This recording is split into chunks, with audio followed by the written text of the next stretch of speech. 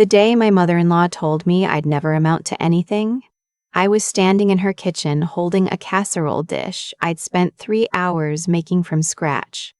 She didn't even look at me when she said it. She was talking to my husband, her son Daniel, like I wasn't in the room. She has no ambition, Daniel. A community college degree and a part-time job at a bakery. Is that the life you want? I set the casserole down on the counter, quietly, carefully, and I said nothing. That was 11 years ago. I've thought about that moment more times than I can count. Not because it broke me, though for a while it did, but because of everything it set in motion. My name is Claire. I'm 34 years old. And last spring, my restaurant group was valued at $280 million. The week that news hit, my father-in-law called my cell phone for the first time in 6 years. I let it ring. I met Daniel when I was 22. He was kind and funny, and he looked at me like I was the most interesting person in any room. I was working double shifts at a bakery in Cincinnati, taking night classes, trying to figure out what I actually wanted to do with my life. He was the first person who never made me feel behind. His family was a different story. The Hargroves were the kind of people who measured worth in zip codes and alma maters. His father, Richard, had built a commercial real estate business that had made the family comfortable. Not wealthy by any real standard, but comfortable enough that they confused comfort with superiority. His mother, Patricia, had gone to Ohio State, and she never let anyone forget it. His older sister, Brooke, had married a cardiologist and lived in a house with a 3-car garage in Dublin, Ohio. And that was apparently the benchmark for what success looked like. I had grown up in a 2-bedroom apartment in Dayton with my mom, who worked as a medical billing clerk and made sure there was always food on the table even when there wasn't much else. I was not embarrassed by that. I was never embarrassed by that, but the Hargroves were embarrassed for me, which is somehow worse. The first Thanksgiving I spent with them, Patricia asked me 3 times which school I'd gone to. The 3rd time, I realized she already knew the answer. She just wanted to watch me say Cincinnati State in front of her book club friends. Daniel saw it. He apologized on the drive home, and I told him it was fine. It wasn't fine, but I loved him, and I thought the way you think when you're 22 and in love, that people could change, or at least that it wouldn't always matter this much. We got married in the summer. It was a small wedding, which we paid for ourselves because we didn't want to owe anyone anything. My mother was there, beaming so hard her face looked like it might crack open from joy. Daniel's parents came. Patricia wore a cream-colored dress that was close enough to white to be a statement. Brooke gave a toast that somehow managed to be entirely about herself. Richard shook my hand at the reception. That was the most warmth he ever showed me. The idea for the restaurant didn't come from a grand vision. It came from necessity and a little bit of stubbornness. I'd been working at a specialty bakery for 3 years when the owner decided to retire and offered me the chance to buy her out. The price was $85,000. I had $11,000 in savings. Daniel had $9,000 in savings. We were 24 years old and had no business applying for a small business loan, and 3 banks told us exactly that. The 4th bank said yes. Barely. With a rate that made Daniel wince every time he looked at it.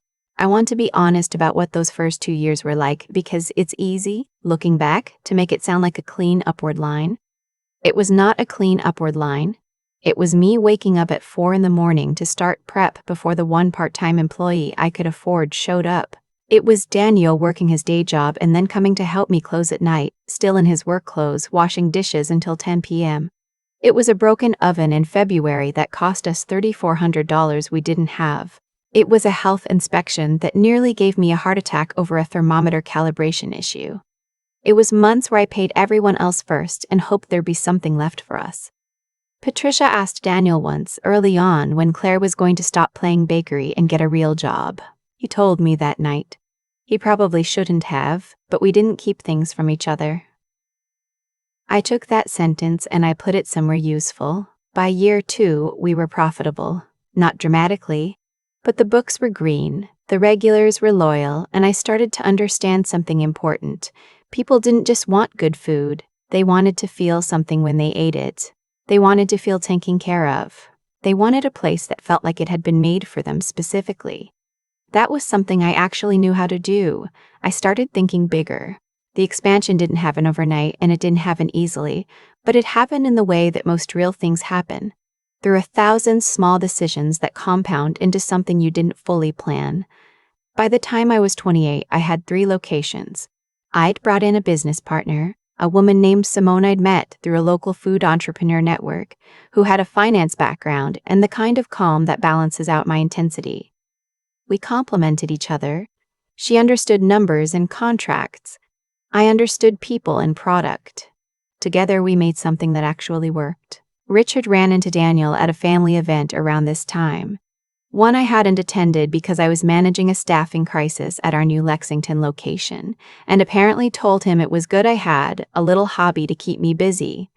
Daniel came home furious. I just laughed. Not because it didn't sting.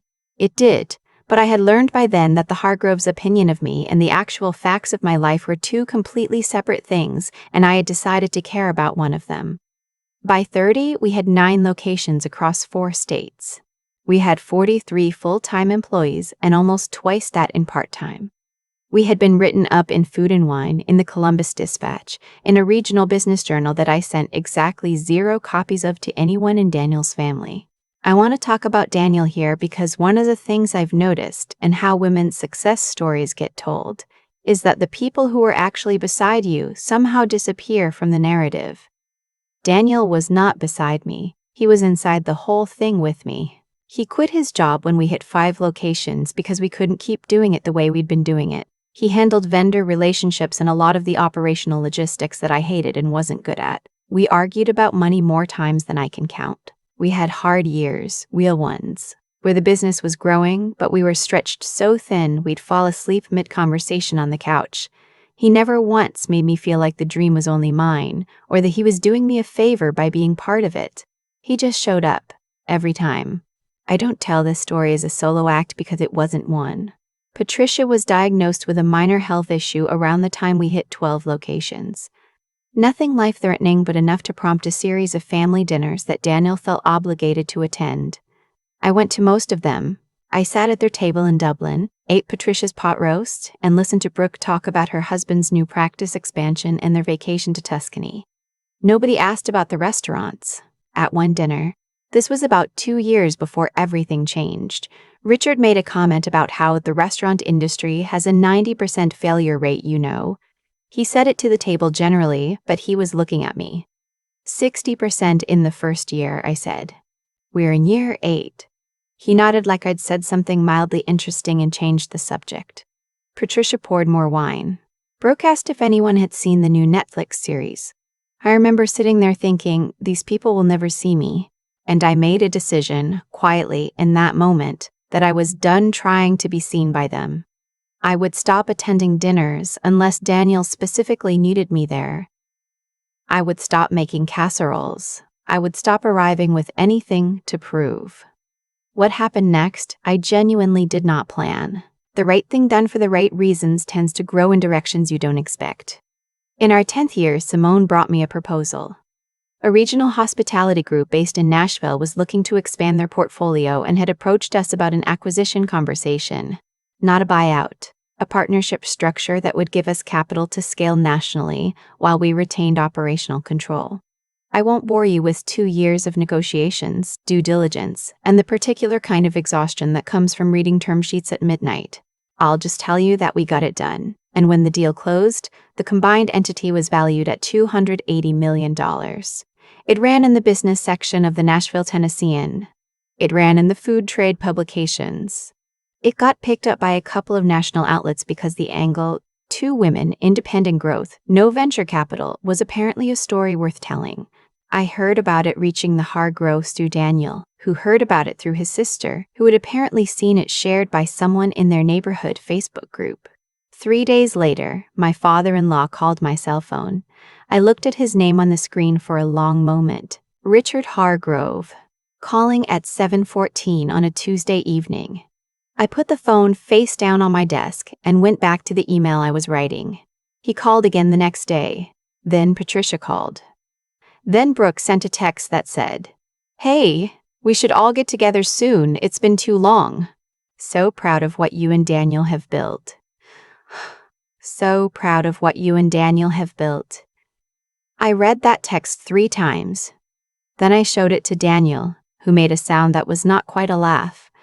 I want to tell you what I felt, because I think it's important to be honest about this. I didn't feel triumphant. I thought I'd be lying if I said that over the years I hadn't imagined some version of this moment, of them finally having to see it. But when it actually happened, what I mostly felt was tired and a little sad. Not for myself, for the version of me that had spent so long wanting their approval. That 22-year-old standing in Patricia's kitchen holding a casserole dish, she had wanted so badly to be welcomed. She'd thought if she was good enough, warm enough, successful enough, she'd eventually earn a seat at the table. It took me 12 years to understand that some tables aren't worth sitting at. Daniel asked me if I wanted to respond to any of them. I thought about it for longer than I probably should have, and then I said, "Not right now." "Not right now" turned into a week. The week turned into me asking Daniel what he actually wanted, separate from what he felt obligated to do. He was quiet for a while. Then he said, "I think I'd been performing for them my whole life, and I'm tired." That conversation mattered more to me than the valuation did. We agreed that we would respond, because we're not cruel people and they're still his family. But that we would do it on our terms and our time, and that we would be clear about what we were and weren't available for going forward. Daniel called his father back about 2 weeks after the initial call. He kept it short. He said we appreciated them reaching out and that we wished them well. But that Claire and I had built our life mostly without their support and we were going to continue doing that. He said it kindly. He meant it kindly. Richard apparently said, "That's fair," which is the most honest thing I have ever heard that man say. I've been asked a few times since the news broke whether I feel vindicated. It's a reasonable question. I understand why people ask it. Here's what I actually feel: free. Not because of the money, though I will not pretend the money doesn't matter. It does. It means my mother doesn't have to work anymore. It means Daniel and I have options we never had. It means I can invest in the people who work for me in ways I couldn't before. The money is real and it's good and I'm grateful for it. But the freedom I mean is different. It's the freedom that comes from finally, completely, not needing something you spent years chasing. I don't need the Hargroves to see me. I don't need Patricia to approve of me. I don't need Richard to take me seriously. I don't need Brooke to include me in her circle of women who lunch.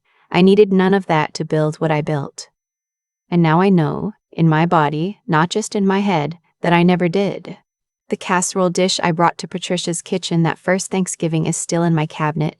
I kept it all these years, which is a little funny if you think about it. It's a pale blue Le Creuset that my mother gave me as a housewarming gift when Daniel and I got our first apartment. It's chipped on one edge now. I made dinner in it last Sunday. My mother came over, and Simone and her husband, and a few of the managers from our original Cincinnati location, who have been with us since almost the beginning. We ate in our backyard, and it was loud and warm, and nobody was performing for anyone. That's the life. That's the whole thing. If you're somewhere in the middle of your own version of this, if you're standing in someone's kitchen holding something you made, waiting for them to acknowledge it, I want to tell you something I wish someone had told me sooner. You're not going to get it from them. Whatever it is you're waiting for, the recognition, the pride, the finally being taken seriously, you're not going to get it from the people who decided not to see you. That's not a cruelty of theirs specifically. It's just the nature of people who have already made up their minds. The only thing that actually works is building something so true to yourself that eventually you forget you were waiting. I didn't set out to prove the Hargroves wrong. I set out to build something I was proud of. The rest of it, the valuation, the coverage, the phone call from Richard at 7,014 on a Tuesday, that was just what happened when I stopped looking at them and started looking forward. My mother used to say, "The best revenge is a life so good you don't think of it as revenge anymore." I didn't understand that when she said it. I understand it now. I've spent a lot of time thinking about cause and effect. Not in some abstract philosophical way, just the plain observable kind. The kind where you can trace a straight line from a moment to an outcome if you're willing to look honestly at both ends.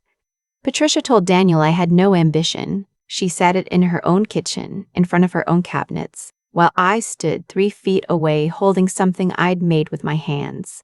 And the thing is, she was giving me information, not about myself, about her, about what she valued and what she couldn't see and what she had already decided before I ever walked through her door.